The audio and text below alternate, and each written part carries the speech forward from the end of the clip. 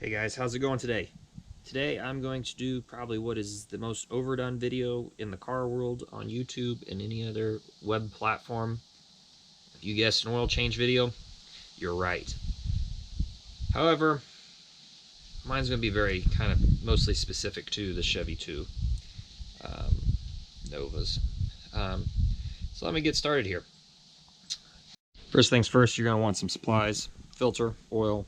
It takes about 6 quarts for these Chevy 2s, so that's what I got. Probably a way to get the oil filter off if it's been on there for quite a while. I use this nice Craftsman oil filter wrench, and a nice homemade funnel because it's a lot easier to dump it into this than it is a funnel with a tight end on it. So the filter I use, the PF 454. One, it's fun to say, oh yeah, I got a 454 in my Chevy 2.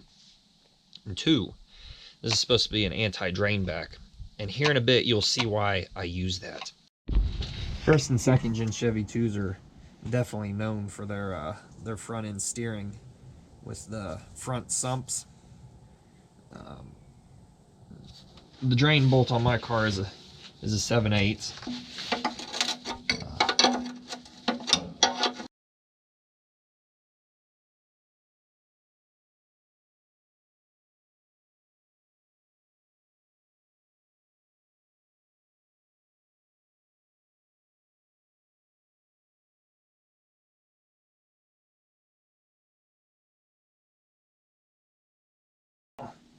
Now my oil isn't super hot.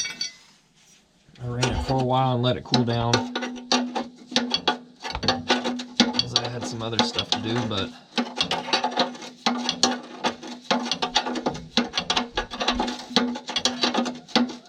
you also definitely don't want to drop the oil bolt in the pan with go, just like I did with hot oil.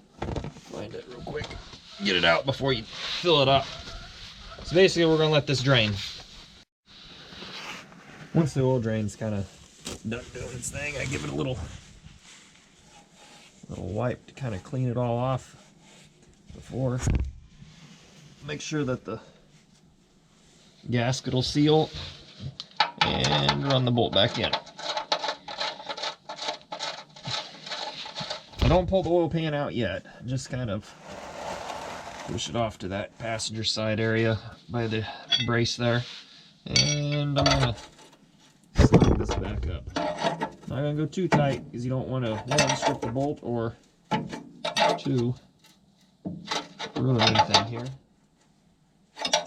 You need to seal. About I ought to do it right there, maybe.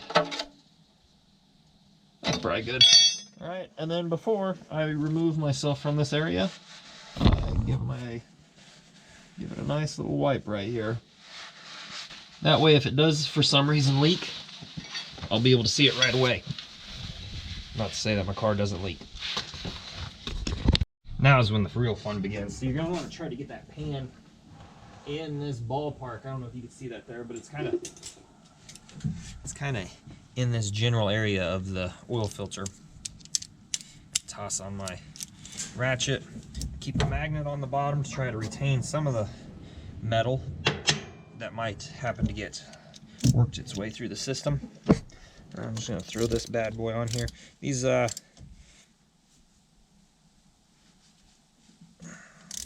radiator line hoses here kind of make it a pain to get around, but you can get it off pretty easy. Okay, it's done. Let's pull this filter off. See what kind of mess we can make. Now, what you're going to notice the second this comes off and it starts draining oil all over the place is it runs right along that cross member and starts leaking all over the floor. So that's why I kind of try to aim to this area. So the reason I run anti-drain back oil filters is, if you can look, you'll see on your car as well, is the oil filter kind of sits at an angle, and it doesn't sit normally like a car. Most V8s and cars have it sitting up and vertically. This one's at a slight angle. So I fear that it leaks all the oil back into the oil pan. Now I've run them without. I've ran the, I don't even remember what it was, the Fram filter. pH 30 I think is what I run on this, previous to running this filter. And it did fine, never had issues. Just like using Walmart oil, I've used that as well in this car. However, right now I am running Pennzoil. And I've ran all sorts. I ran the 1540 in my last motor, as it had low oil pressure all the time. And currently run 10W30 because this one has pretty good, pretty okay motor, you could say. So anyways, I'm gonna clean this up with some brake clean, and then I'm gonna get the filter set up and put the filter back on. So if you've never done an oil filter change before, never done oil, what you're gonna wanna do is, one, after you take the old filter off, make sure the seal is on this filter. Sometimes they can get stuck on the motor. If that happens and you put the new one on, it's gonna leak like crazy. So a quick check, make sure it's still there. Second thing you want to do is put oil on the seal. Now you can use new oil. I like to use the old oil. It's kind of a tradition I have, goofy one at that, but you just want to make sure it's a little bit of oil on there, so that way when it's tightening down, it doesn't grab and twist and crinkle this all up. Not that it would do a lot of damage, but this will make it so it slips and seals really nice. And you want just a little bit of slip on it. So, oil's on. I'm gonna go ahead and put this back.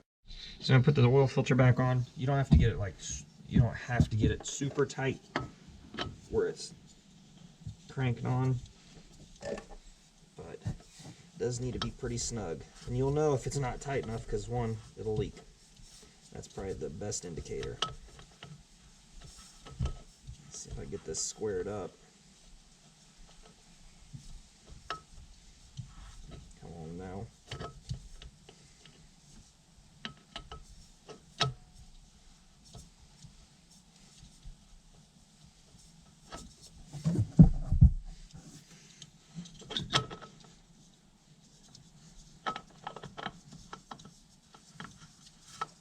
There we go. There we go.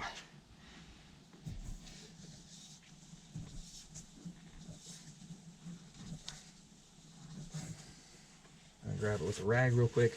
Now some filters, like brands with like Fram and whatnot, they have nice convenient grips. So if you get oil on it, you don't slip. AC Delcos don't. Anyways, this filter's in. Basically now comes the really easy part. The last thing you're going to do is fill it with oil. So I like using this homemade funnel, so I can just pour away.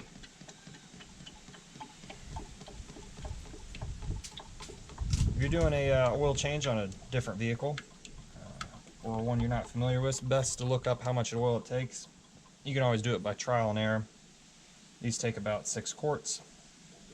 So I'm going to dump in this oil. Make sure it's all down, or at least down from there. Take my oil stabilizer that I don't know if it needs, but I put in. So after I let the oil drain in there, I go ahead and... Another quick tip is to keep a record of your mileage and the date that you changed the oil. In a little notebook, you can keep it in your glove box. So the last thing I do is I go ahead and start the car. Now you could pull the coil and let it prime by just cranking it over for a bit, but if you've run the car recently, which you should have before you do the oil change, so it helps drain out all the junk in the oil at the bottom, it'll kind of help flow it out, it'll have enough oil on it that you should be able to, as long as you don't rev it up, you should pick up oil pressure pretty quickly, just like that.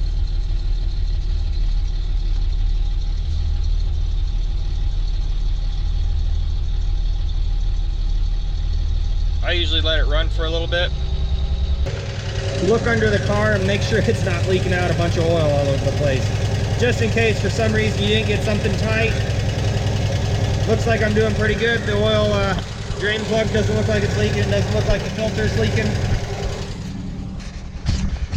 I'm gonna say that was a win. So that's how you change the oil in a 63, well 62 through 67 Chevy 2, since they got that goofy, I guess it's not goofy, but they got the front sump oil pans. So stay tuned for more. Hopefully this helps you guys out.